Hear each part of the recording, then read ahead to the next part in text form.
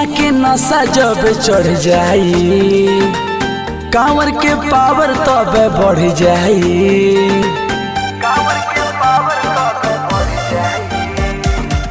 भंगिया के नशा जब चढ़ जाई, कांवर के पावर तब बढ़ जाई।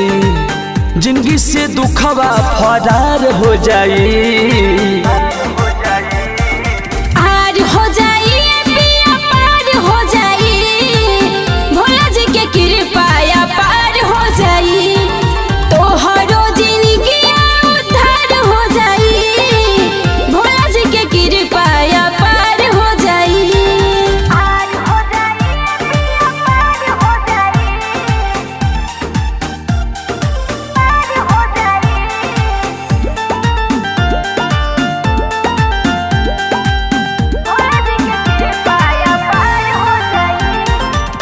बोल बम बोल चला रहिया में गोरी, थकी नहीं पाँव देखा गड़ी नहीं रोड़ी।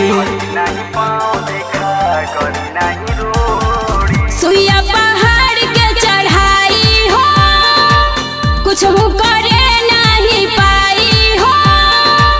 पूरा सब सपना तोहार हो जाए।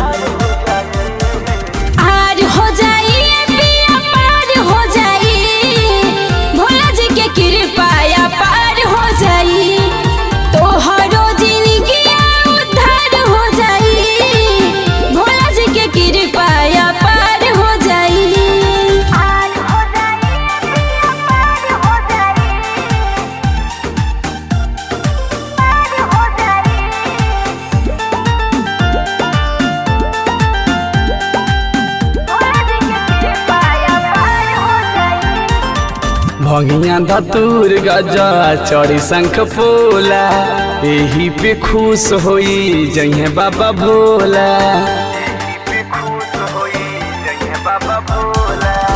आरपी सिंह किशन बलवंत जाई है हो, शमशेर जी जलवा चढ़ई है हो। रागनी हो सब कर नैया पार हो जाई।